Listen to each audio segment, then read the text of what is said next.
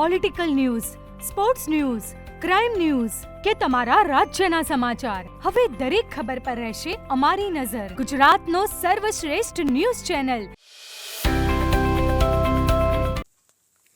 હારીજમાં જલિયાણ ગ્રુપે 10 જગ્યાએ માંડવીય દર્શન કરી ₹1.11 લાખનું દાન ભેટ આપ્યું.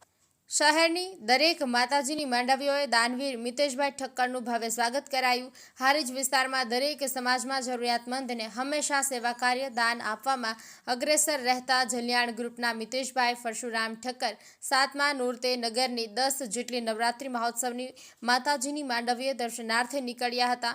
બધી જ માંડવી ગ્રુપમાં ₹11,000 મુજબ દાન ભેટ આપવામાં આવી હતી. જલિયાણ ગ્રુપના મિતેશભાઈ પરશુરામ ઠક્કર વિસ્તારમાં ભામાશા તરીકે ઓળખાતા થયા છે, જેમાં કોઈ પણ જરૂરિયાતમંદ પરિવારને દવાખાનાનો મોટો ખર્ચ આવી પડે અને સોશિયલ મીડિયામાં મેસેજ જોતાની સાથે જ જરૂરિયાતમંદને મદદરૂપ બની અનેકના જીવ બચાવવાના સેવા કાર્યો કરતા આવે છે. તેમનો દરેક સમાજ માટે સ્નેહ પ્રેમ વિસ્તારમાં પ્રચલિત બન્યો છે.